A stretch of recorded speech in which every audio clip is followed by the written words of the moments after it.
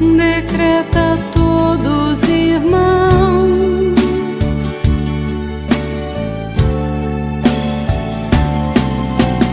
Mãe de imensa bondade, me envolve em teu abraço de luz, faz de mim o teu filho, como se fosse eu na cruz. Liberta-me,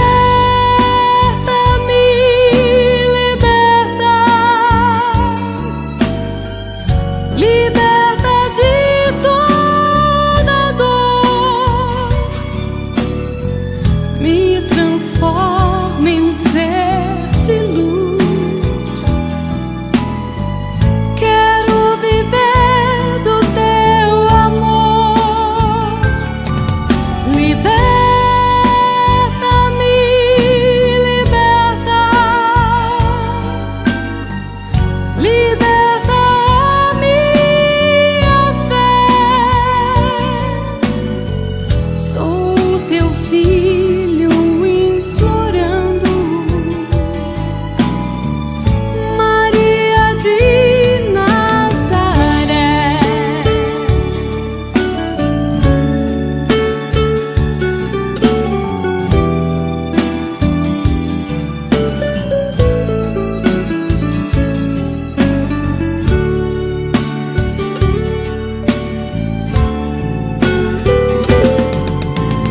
Mãe de imensa bondade,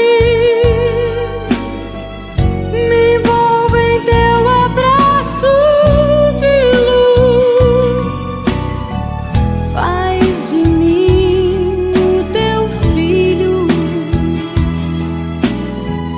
como se fosse eu na cruz. Liberta-me,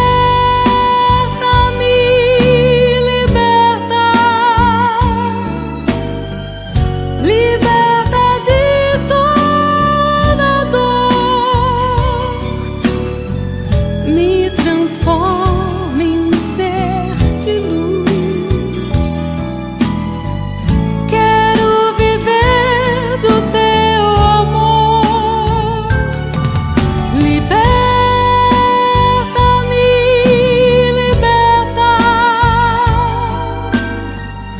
liberta a minha fé. Sou teu filho implorando, Maria de Nazaré.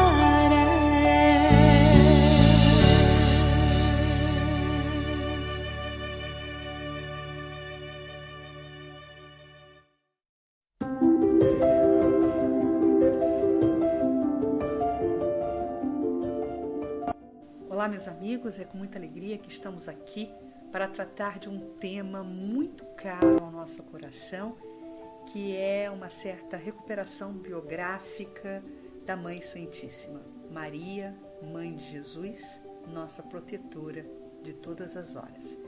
Para tratar desse tema, dado a proximidade do Dia das Mães, quero começar hoje com um texto de Maria Dolores, que é uma prece de abertura também. Chama-se assim, Retrato de Mãe.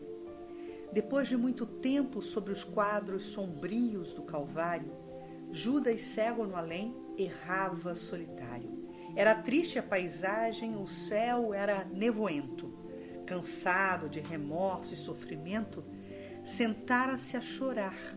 Nisso, nobre mulher de planos superiores, nimbada de celestes esplendores que ele não conseguia divisar, chega e afaga-lhe a cabeça do infeliz. Em seguida, num tom de carinho profundo, quase que em oração, diz: meu filho, por que choras? Acaso não sabeis? Replica o interpelado, claramente agressivo. Sou um morto e estou vivo. Matei-me E novamente estou de pé, sem consolo, sem lar, sem amor e sem fé. Não ouvistes falar de Judas, o traidor? Sou eu que aniquilei a vida do Senhor. A princípio julguei-me poder fazê-lo rei, mas apenas lhe impus sacrifício, martírio, sangue e cruz. E em flagelo e aflição, eis que a minha vida agora se reduz. Afastai-vos de mim. Deixai-me padecer neste inferno sem fim. Nada me pergunteis. Retirai-vos, Senhora. Nada sabeis da mágoa que me agita. O assunto que lastimo é unicamente meu. No entanto, a dama, calma, respondeu: meu filho, sei que choras, sei que lutas, sei a dor que causa o remorso que escutas. Venho apenas falar-te que Deus é sempre amor em toda parte. E acrescentou serena: a bondade de Deus jamais condena. Venho por mãe a ti, buscando um filho amado. Sofre com paciência a dor e a prova. Terás em breve uma existência nova. Não te sintas sozinho ou desprezado. Judas interrompeu-a e bradou, rude e pasmo: mãe?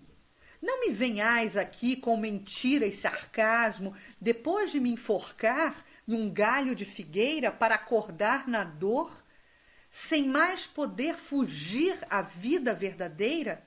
Fui procurar consolo e força de viver ao pé da pobre mãe que forjara o meu ser. Ela me viu chorando e escutou meus lamentos, mas teve medo dos meus sofrimentos. Expulsou-me a esconjuros, chamou-me de monstro por sinal, disse que eu era unicamente o espírito do mal. Intimidou-me a terrível retrocesso, mandando-me que apressasse o meu regresso para a zona infernal de onde eu vinha. Ah, detesto lembrar a horrível mãe que eu tinha.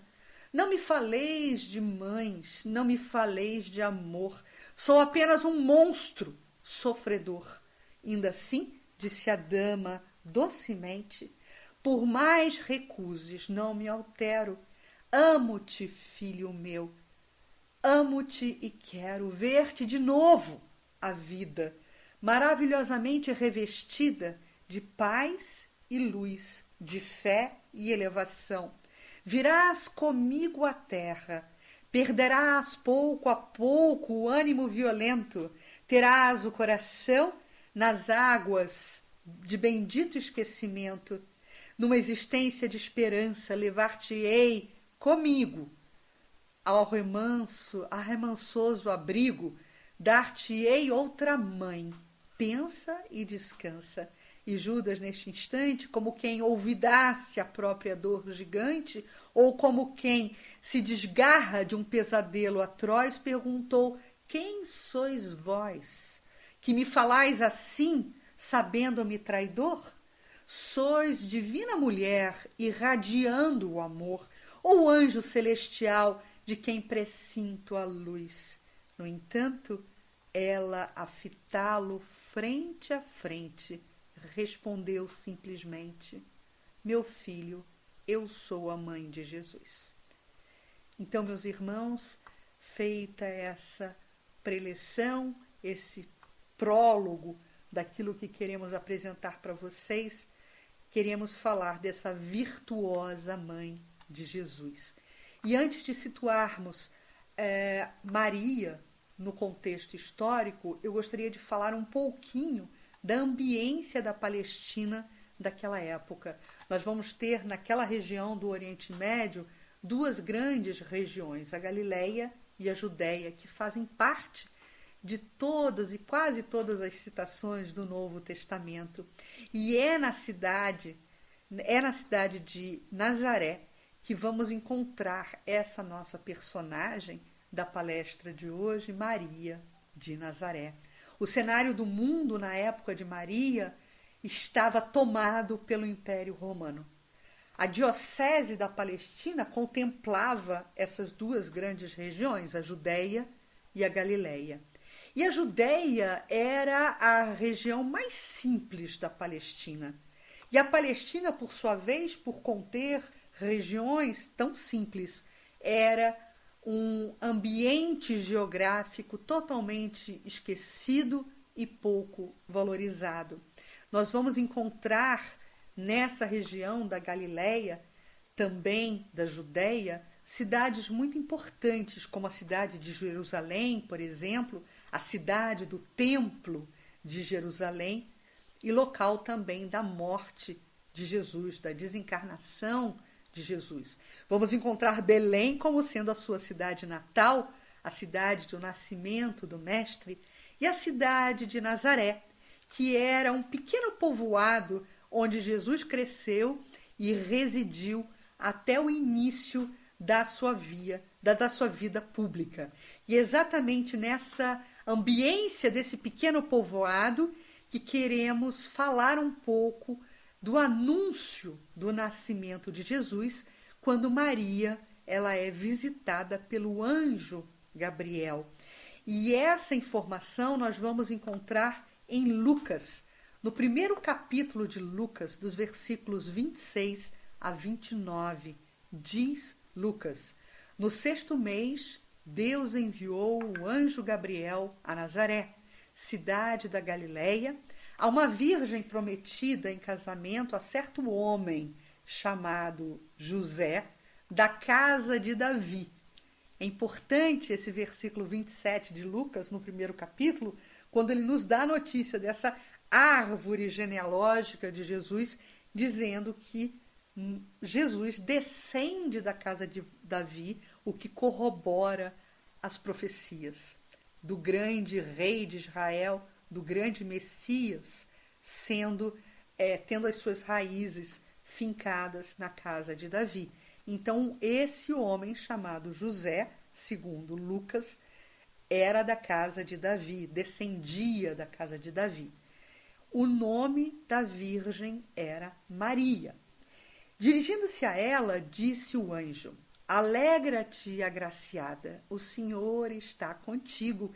E nesse momento de encontro, Maria perturba-se intensamente com essa fala e com aquela presença angelical. Ela era uma moça, uma adolescente, muito jovem, e ela se perturba com essa presença do anjo. E ponderava que espécie curiosa de saudação seria essa, de dizer: alegra-te, agraciada. Como assim, agraciada? Disse-lhe, porém, o anjo: não temas, Maria, pois encontraste graça junto de Deus. Eis que conceberás no ventre, e aí vem a notícia: eis que conceberás no ventre e darás à luz a um filho, a quem chamarás pelo nome de Jesus.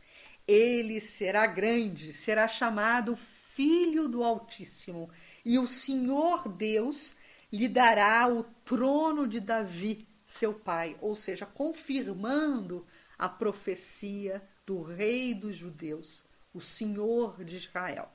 Reinará na casa de Jacó para sempre, e o seu reinado não terá fim. Isso nós vamos encontrar nesse processo de anunciação do anjo Gabriel.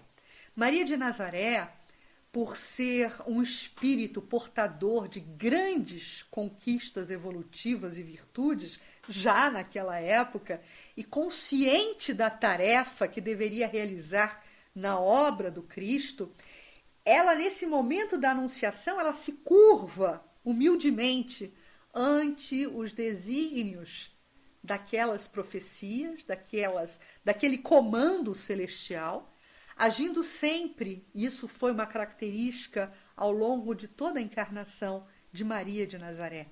Ela sempre agia com prontidão, como uma serva cordata, concordando e dando execução ao comando superior. Então, agindo sempre com prontidão, como se repetisse vida fora a resposta que deu ao anjo naquele momento da anunciação, quando, em nome do Pai, este lhe anunciava que seria a mãe de Jesus, o Salvador. Então, nós podemos falar uma característica geral de Maria seria justamente essa submissão sublimada. E ela responde ao anjo: eis aqui a serva do Senhor, cumpra-se em mim segundo a tua palavra. Lucas, capítulo 1, versículo 38. Então, Maria atesta essa submissão sublimada e se coloca à disposição do alto para cumprir a sua tarefa. As referências históricas a respeito de Maria de Nazaré são muito interessantes. Maria é a forma helenizada do nome hebraico Miriam, que significa, vejam vocês, Senhora da Luz. São escassas e se restringem um pouco às referências históricas críveis, né? Mas as narrativas sobre a infância do Cristo nos evangelhos de Mateus e Lucas vão nos dar algumas filigranas de informação a respeito de Maria. No Alcorão, no islamismo, livro sagrado, texto sagrado do Islã, também encontramos citações na 19ª surata sobre Maria de Nazaré, um capítulo inteiro sobre a mãe de Jesus, reconhecendo nela a mulher perfeita. O proto-evangelho de Tiago também traz uma informação da origem de Maria, que ela seria filha, né, de um comerciante chamado Joaquim e uma serviçal chamada Ana. Então, Ana e Joaquim seriam seus pais e seriam um casal oriundo da tribo dos levitas. Maria era uma mulher vestal. O que significa isso? Ela foi criada, né? Ela foi educada para servir no templo. Na comunidade judaica, isso é assim até hoje, apenas os homens podem assumir papel protagonista na oratória, apenas os homens podem se tornar rabinos, apenas os homens podem se tornar sacerdotes. Mas as mulheres, elas possuem uma função bastante valorizada também, que é a função de manutenção do templo. Eu diria uma manutenção predial do templo, uma conservação do templo, uma limpeza do templo. Então, essas mulheres treinadas e criadas para esse objetivo eram consideradas mulheres vestais. E Maria era uma vestal do templo. Ela foi criada para servir no âmbito da religiosidade. Por isso, talvez a explicação do seu alarme, dela ficar tão surpreendida com a visita do anjo no momento da anunciação, dizendo que ela sim seria uma mulher também com essa função da maternidade, né? Não apenas nessa função do viés religioso. Mas é muito interessante que na sinagoga, então, existe essa divisão entre homens e mulheres. Mas é muito curiosa que as mulheres possuem um papel muito importante também na cultura judaica. Porque só é judeu, só é considerado judeu quem nasce de uma mulher judia. Então, se você nasce de um pai judeu, você não é considerado judeu. Você só é considerado judeu se você nasce de uma mulher que professa a fé judaica, né? Então, nós aprendemos que quando justamente foi feito, né, para essa mulher judia, vestal do templo, o anúncio angélico do nascimento de Jesus, Maria estava vivendo em Nazaré, na Galileia nessa época. Nazaré, uma cidade próxima de Jerusalém, né? E estava noiva de um carpinteiro chamado José. Isso está em Lucas também, nesse primeiro capítulo. Lucas nos informa que José, ele era da descendência de Davi, né? Já falei esse ponto aqui, o que é relevante, o que é importante para a confirmação das profecias. Embora nenhuma menção seja feita sobre a linhagem de Maria, é possível que ela teria vindo dessa mesma linhagem, né? Especialmente se, conforme parece provável, a genealogia, melhor dizendo, do Cristo, em Lucas terceiro capítulo, deva ser traçada através da sua mãe, né? Da importância de ser filho de uma mulher judia. Segundo outro registro de Lucas, assim que Maria se viu grávida, ela teria viajado para uma pequena cidade nas montanhas de Judá, a fim de visitar a sua prima Isabel e visitar Zacarias. Zacarias, que também era um sacerdote, um rabino no templo de Jerusalém. E essa prima, Isabel, também se encontrava grávida, com mais de 6 meses de gravidez, daquele que seria conhecido como o precursor do Mestre, João Batista, o grande pregador da Boa Nova no deserto da Palestina. O precursor do Cristo. Quando ambas se encontraram, Maria saudou a parente e de imediato Isabel, naquele momento de recepção a Maria, foi envolvida por uma profunda emoção. E esse encontro de Isabel e Maria é muito bem retratado também por Lucas, no primeiro capítulo. Diz ele, reproduzindo a fala de Isabel, recepcionando Maria. Bendita és tu entre as mulheres e bendito o fruto de teu ventre. E o que se passa para que me visite a mãe do Senhor? Pois, assim que chegou aos meus ouvidos a voz da tua saudação, porque Maria se aproximava da casa gritando, Isabel, Isabel, naquela alegria do reencontro, né? Então, assim que chegou aos meus ouvidos a voz da tua saudação, saltou de alegria o nascituro no meu ventre. Quem estava saltando no ventre de Isabel? João Batista, feliz e exultante por todo aquele momento de encontro. Bem-aventurada, diz Isabel, a que creu, pois hão de cumprir-se as coisas que lhe foram ditas da parte do Senhor.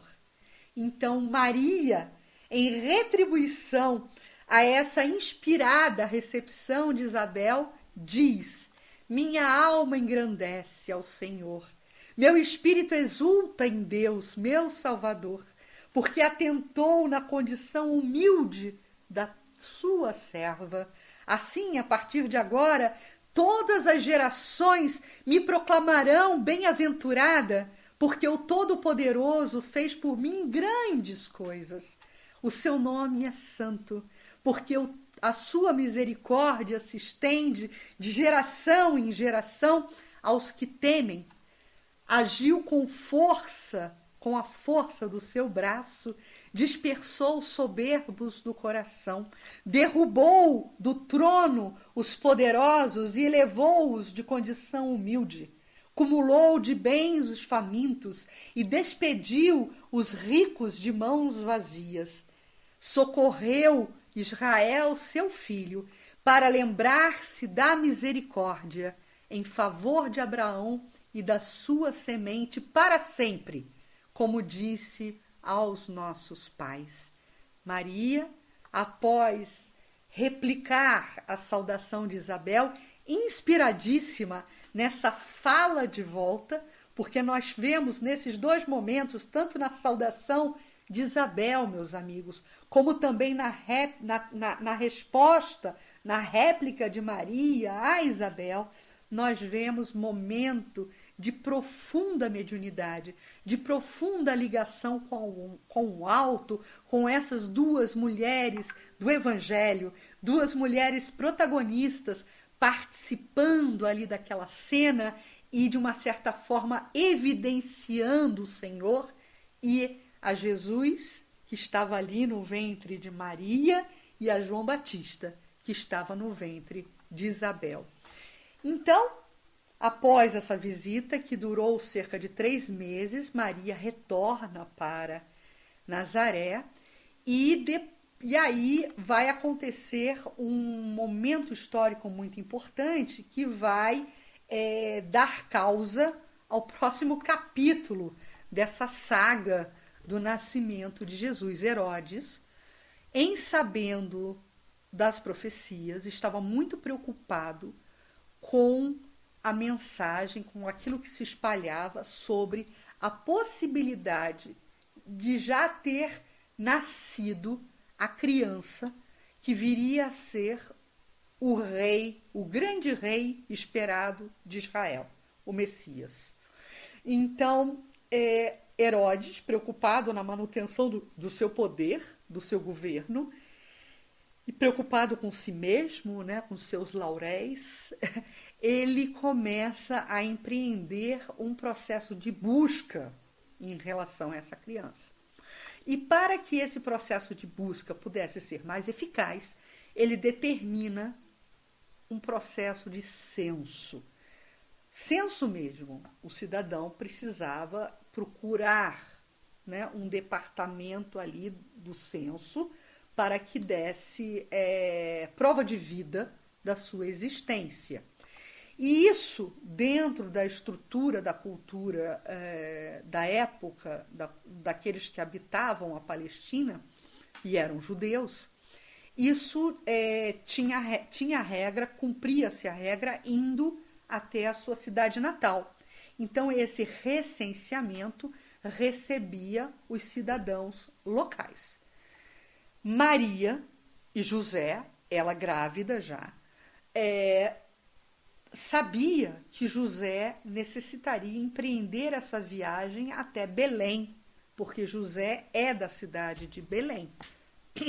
E José precisava, para cumprir a regra, ir até Belém. Mas José, ao mesmo tempo, não queria, né, se afastar de Maria, porque ela já estava nos últimos momentos da gravidez. E José estava se recusando a deixá-la sozinha. E aí o casal toma a decisão que ambos seguiriam juntos para Belém, de forma que ele pudesse cuidar de Maria e desses momentos finais da gravidez de Maria. Aliás, preciso sublinhar isso. Uma das grandes características de José, né, que é essa figura gigantesca do Evangelho, é a figura magnânima de José. É a característica magnânima de José. José foi o grande pai. José tem como característica, como atributo, ser aquele que cuida. Foi o grande cuidador de Maria. Foi o grande protetor de Jesus, né? José tem essa virtude, né, de ser um homem muito presente, muito cuidador.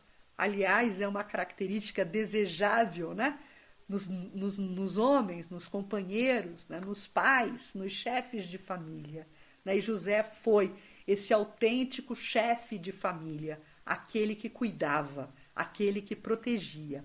E aí o casal empreende essa viagem até Belém, né? Maria muito debilitada, já nos seus últimos momentos ali antes de dar à luz, e a criança já estava dando sinais que iria nascer. Eles chegam na cidade de Belém, exatamente por conta desse recenseamento. A cidade estava repleta, não havia acomodação para mais ninguém. José recorre a um velho conhecimento e essa pessoa diz: olha, José, a minha estalagem, a minha hospedaria já está completamente tomada, eu não tenho condição de lhe ceder um quarto digno para você e a sua esposa, que está grávida, mas o máximo que eu consigo lhe oferecer é o meu porão, né? O meu sótão, o meu porão, melhor dizendo, a minha, a minha estrebaria. Eu não sei precisar agora se era um porão, mas enfim, era um local, um ambiente onde viviam os animais e onde os animais ficavam em abrigo durante a noite. Então, era um anexo à casa principal. E é justamente nessa estrebaria, na manjedoura, que nasce o nosso mestre. E após o nascimento de Jesus, nós temos outro fato histórico muito importante e curioso quando nos lembramos de Maria e da magnitude da sua maternidade, porque o nascimento de Jesus, na sequência ao seu nascimento, o casal recebe a visita dos reis magos. E desde a Idade Média, os 3 reis magos são devotados por sua representação mencionada no Evangelho de São Mateus. E a Bíblia relata que quando Jesus nasceu, cada um desses reis magos, que na verdade eu preciso fazer aqui um acerto, né, de vocábulo, nós chamamos de reis, mas na verdade eles não eram realezas no sentido de chefes territoriais ou de um reinado. Eles eram figuras proféticas e eles eram sacerdotes, reis nesse sentido, né? Então, os 3 reis magos, quando Jesus nasceu, cada um desses reis magos, né, reis, sacerdotes, levam um presente a Jesus. Jesus nasceu justamente em Belém, né, no território da Judéia, nesses dias de Herodes, né? E esses 3 magos, esses reis magos, vieram até Belém em busca de Jesus, seguindo um sinal no céu, né? Uma estrela, né? Que é conhecida como a estrela dos reis magos, né? Orientando a esses sacerdotes aonde estaria o Messias esperado. E é engraçado que quando Lucas, né, narra essa passagem dos reis magos e narra, melhor dizendo, Mateus narra a passagem dos reis magos e Lucas faz referência à terra onde Jesus nasce, que é a terra de Belém, a cidade de Belém. E Lucas faz referência no capítulo 2, no versículo 6, a algo muito importante, inclusive poético, porque ele diz assim: "E tu, Belém, terra de Judá, não és de modo algum a menor entre as governanças de Judá, porque de ti sairá um guia que apacentará o meu povo, Israel." Então, são informações de Lucas, né? O primeiro rei mago, trazendo o seu presente, traz também um grande significado com ele, porque ele traz ouro. Belchior traz ouro para presentear a Jesus, o presente que era dado aos reis. Já o segundo, Gaspar, traz o incenso, presente dado aos sacerdotes. Por último, Baltazar traz mirra, o perfume, a essência da mirra, presente dado aos profetas. Em suma, com esses 3 presentes, simbolicamente, os sacerdotes magos reconheciam a realeza, a divindade e a imortalidade de Jesus. E após o nascimento de Jesus, uma nova visita do anjo Gabriel acontece, dessa vez em desdobramento, em sono, em sonho, para que José fugisse com Maria e a criança para o Egito. Após o nascimento de Jesus, a família retorna a Nazaré, na Galileia, vive lá em torno de aproximadamente 1 ano e meio. Imaginem isso. Eles acabaram de se estabelecer de novo em Nazaré. José, como carpinteiro ali, profissão muito valorizada, estava se organizando, arregimentando financeiramente, né, em termos de sustento da sua própria família, né, com uma criança pequena, e ele recebe em sonho a informação de Gabriel que ele deveria reunir a sua família e fugir para o Egito, porque o rei Herodes, na sua fúria insana, ordenou a morte e a matança de todas as crianças até 2 anos de idade. E se eles permanecessem em Nazaré, Jesus corria risco de morte. Então José conversa com Maria e novamente, a servidão de Maria. Ela aquece e tanto José quanto Maria confiam plenamente nessa orientação do alto e partem rumo ao Egito, ao deserto do Egito. E depois,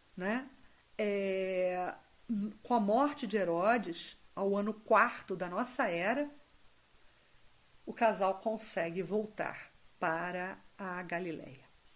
Maria e o Espiritismo, já tentando atentar aqui para a hora. Maria de Nazaré, ela é a amada e sublime mãe de Jesus, é referenciada como exemplo de amor e dedicação, isso é tácito entre nós, e também exemplo de renúncia e sacrifício.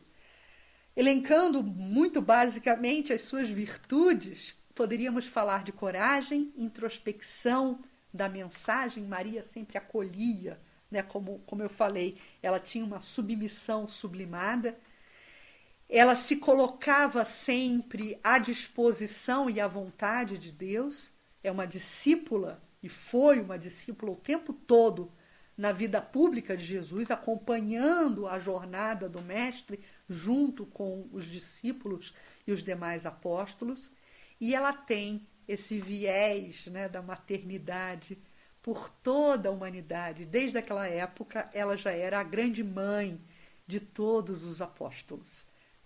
E ao longo da sua vida, ao final da sua vida, já quase no final da sua vida, ela precisou ter muita fibra, precisou ter muita fé, precisou ter muita renúncia para ver, enxergar e testemunhar o momento de martírio do seu filho, nos mostrando muita resignação diante da crucificação. Também vale lembrar que no Espiritismo temos preciosos apontamentos e fidedignos apontamentos e arquivos do mundo espiritual, revelando-nos que ela continua hoje zelando com muito carinho por toda a humanidade terrestre, encarnada e desencarnada, e especificamente nos lembrando de Dona Ivone do Amaral Pereira, temos referências de que Maria é a grande liderança na assistência aos suicidas e lidera um grande grupo das servas de Maria, inclusive grupo cuja entidade Celina é uma das entidades, dada a sua proximidade de afeição, de coração com o espírito Bezerra de Menezes, ou seja, Bezerra de Menezes era muito devoto de Maria.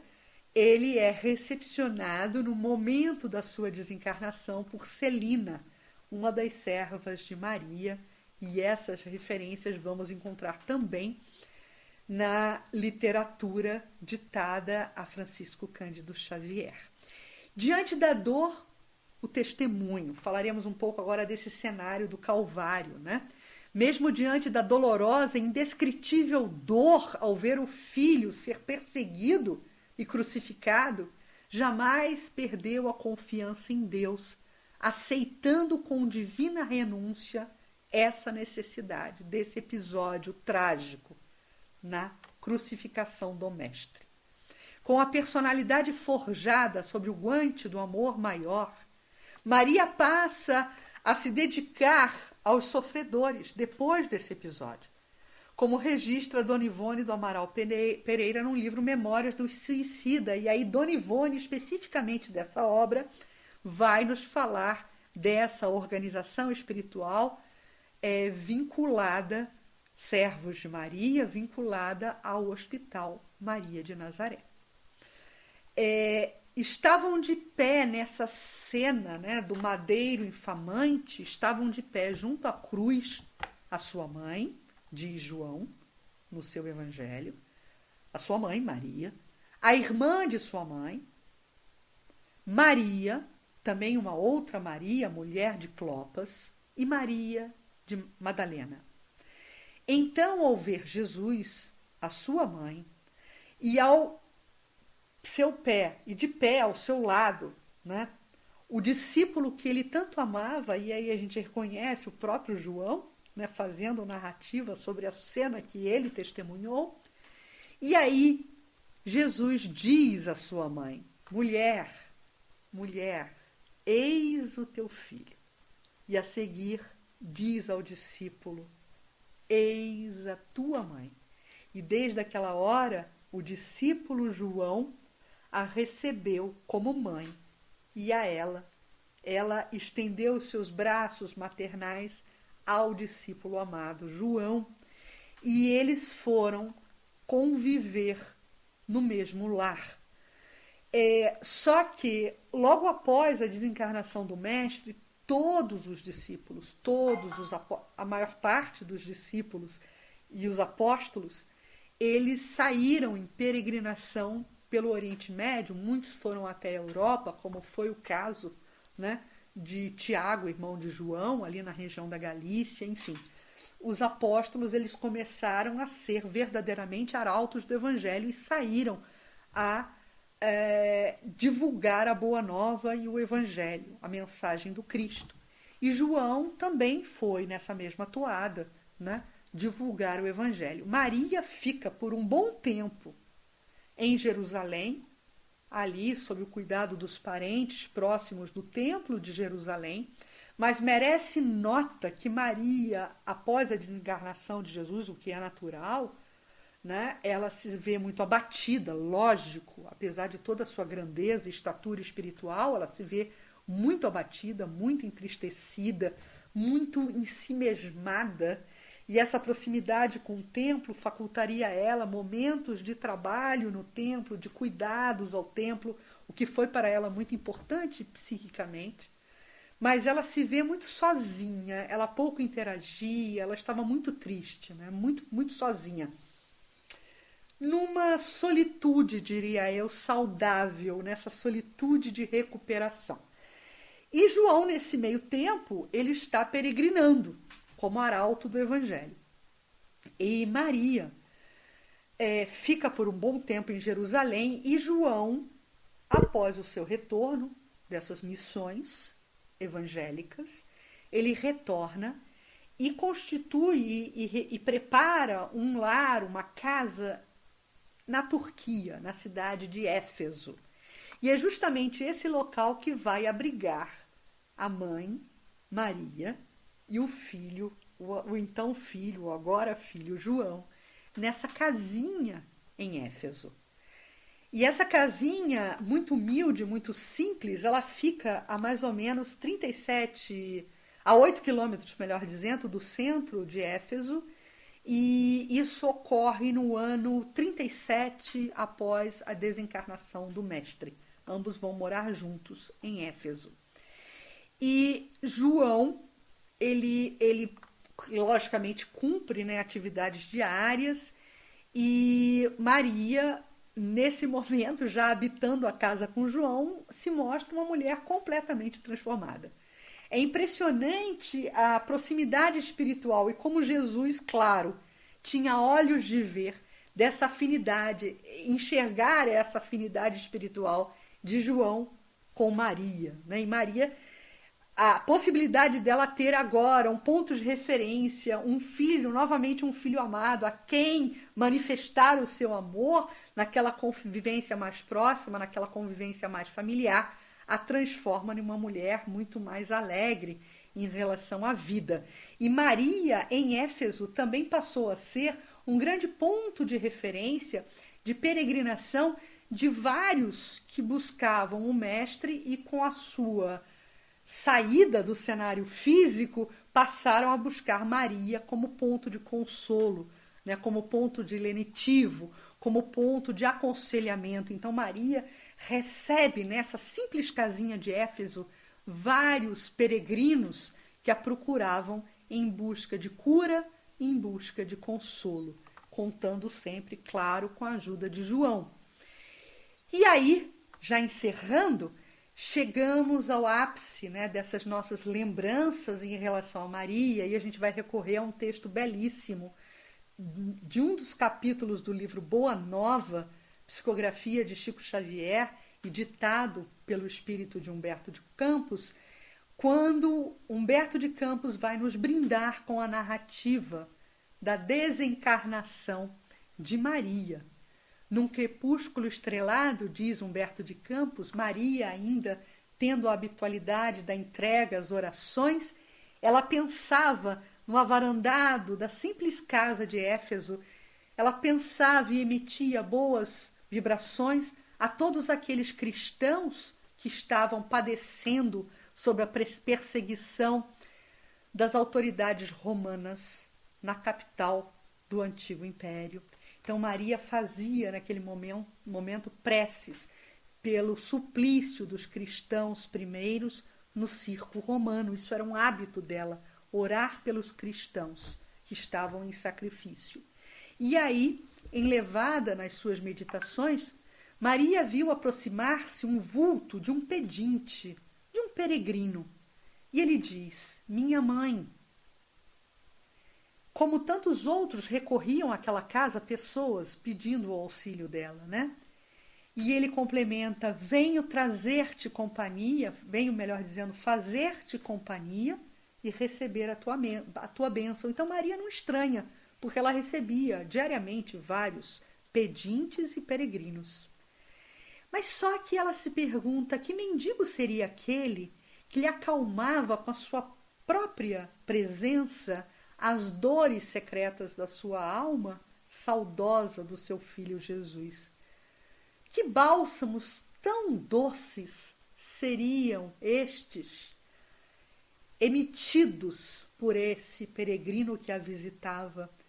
E aí ele exclama: minha mãe, vem aos meus braços.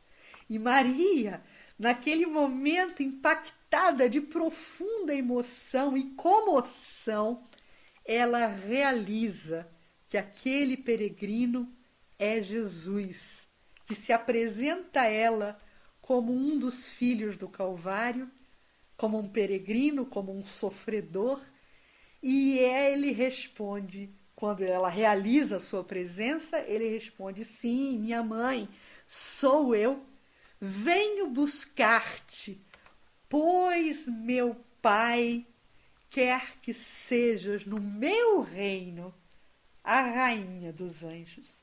Jesus entregava à mãe Maria o convite do alto, o convite do nosso Criador, para que Maria assumisse no verdadeiro reino, que é o reino de Deus, sem a realeza terrestre, mas a realeza celestial, o convite para que ela assumisse a sua verdadeira posição de rainha dos anjos.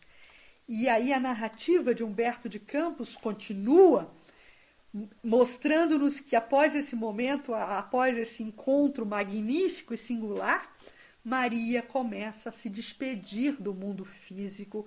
O processo de desenlace de Maria começa a acontecer e ela depois se vê plena na vida espiritual, seguindo a Jesus e sendo, até hoje, a nossa Mãe Santíssima, que cuida de todos nós.